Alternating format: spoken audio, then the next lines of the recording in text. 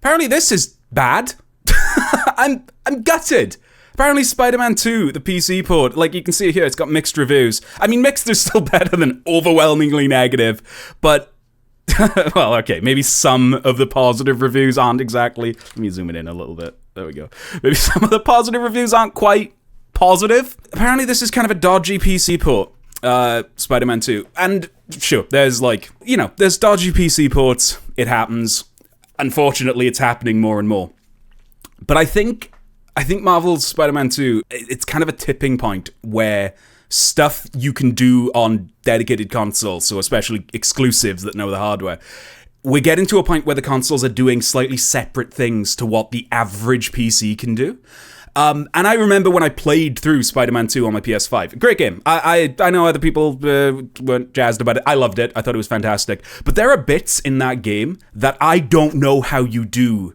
And I'll stay away from like specific spoilers just in case people are planning on playing it. But just on like a technical level, there are sequences and things that happen in that game where I'm like, I don't know how you run that on a PC that doesn't also have a very fast SSD running the game, which is what it is. I'm not saying the PS5 is this fucking holy creation of technology. It's just got an SSD as standard and won't work or run games from something that's not a fast SSD, which... we're getting there. We're getting there with PCs as well, where you pretty much kind of just need an SSD at this point. But it's not 100% guaranteed. And games, when you release them on Steam at least, do still need to run on hard drive speeds. And I think it's interesting with Spider-Man 2 that we're getting to a point where games aren't running on hard drive speeds anymore. They're not designed around hard drive speeds anymore. I'll give a very vague example. There's a bit in Spider-Man 2, very, very, very early on. We're talking like first 30 minutes, if that, of the game, where one of the Spider-Men gets hit very far away. That's it. That's the closest thing to a spoiler I'm going to say. One of the Spider-Mans get hit very, very far away. And on PlayStation, it was very impressive because, like, you are that Spider-Man and you get blasted, like, half the city. I'm exaggerating, but very far. And it's buttery smooth. 60 FPS, it's loading the city as you're flying away, and it loads the city as you swing back. Because it can, because it's got this crazy SSD that can load stuff super duper quick. And I remember playing that, and the Spider-Man 1, I don't think Miles Morales was out at that point, but I know Spider-Man 1 on PC was, so it was safe to assume eventually this was going to come to PC. But I remember thinking at the time, like, how do you do that on a hard drive? Like, if somebody had this game installed to a hard drive, how does that sequence work? How does it happen? And I had the same thought with Ratchet & Clank Rift Apart, which has these crazy fast loading sequences where you're like jumping between from planet to planet to planet without any loading time because, again, it's designed knowing you have this SSD. And the way they got around that for the PC port, I think, is there's just loading screens. If you can't, I assume it checks if it's an SSD and how fast it is. I don't know. I haven't played it. This is me guessing. But if you can't load it in time, there's just a loading bar or a little loading thing. Similar to how Hogwarts Legacy handled some of the outside bits. You know, if you tried to go outside too quick in Hogwarts Legacy, it would just stop you and be like, hang on. Need a sec to figure it out. But you can't really do that in that kind of sequence with Spider-Man, where you've gotten blasted over half the city and then you just have to wait and load in.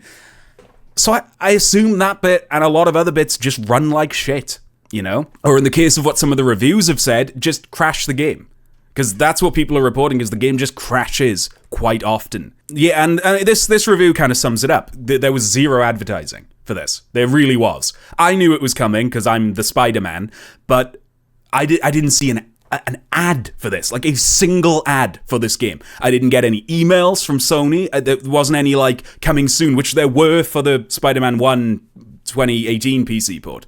So, I mean, I don't want to fucking put my conspiracy hat on, but it feels like they knew.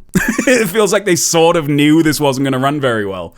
Because how could it? That's my point. That's why I want to talk about it. That's why I think it's interesting, is how can a game like this, and I guess Ratchet & Clank, but they found a way around it with loading screens. How can these games that are designed with a very, very specific set of hardware, specifically the SSD in mind, how could you port that to a platform that can have any kind of configuration?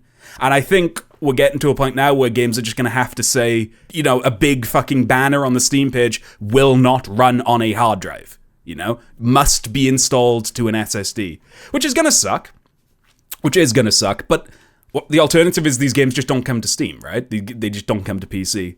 So Portal for PS5 doesn't have the elevators. No, you just Portal there. It's crazy. I mean, yeah, you make a good point though, right? That's how games would get around loading back in the day, but and still do. I mean, even God of War, the newest one, Ragnarok, still has the squeezing through rocks bit to disguise loading, but that was on PS4 as well. So that was probably a pretty natural PC port because it has these set loading points.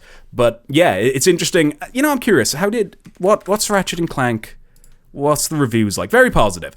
Presumably because they added the loading screens, you know, where it sort of made sense, I guess, compared to Spider-Man, which wasn't designed where you could inject those organically. Anyway, but it's interesting. At least I think it's interesting that I think we're seeing a sort of tipping point of console ports just not working on PC. There's problems with the latest Final Fantasy VII PC port, having issues with the PS5 SSD tech stuff too, even if your PC has a good SSD. So the interesting thing there is even if your PC has a good SSD, Sony have made a lot of mistakes. I think their hardware is way overpriced. But I will say one thing. They put a fucking good SSD in that PlayStation. Like, too good, in a way. Because I honestly, I think it's faster than it needs to be. But whatever, it's future-proofed. So yeah, like, you can have an M.2 SSD in your PC that's half the speeds of the one in the PS5. And if they've designed loading to work around double those speeds, it's just not going to work.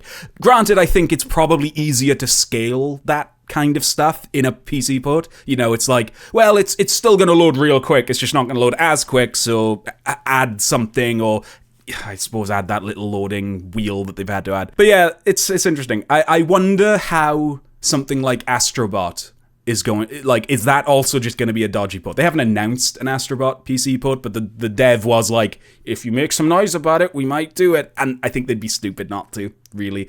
If they can, though. Like, actually, if it could run reasonably on a mid-tier PC, I don't know if something like Astrobot could. I am genuinely surprised it runs as smooth as it does on the PS5. Look, I'm not gonna pivot from talking about Spider-Man to gushing about Astrobot again, but it is kind of insane how well that game runs. And I don't know. I don't know how well that's gonna run if they do make a PC port. I was gonna mention that these two were good ports. I did the fucking peak YouTuber thing of having the tabs open ready to go, and then just didn't use them. I just sat on this and did nothing. I have so much to learn. But, you know, yeah, these were obviously very good ports. I find it interesting that it gets, if you put them in order of release, the Steam reviews are like, overwhelmingly positive, very positive, mixed. It implies Spider-Man 3 is going to be the worst port you've ever seen. You know, I'm sensing a pattern.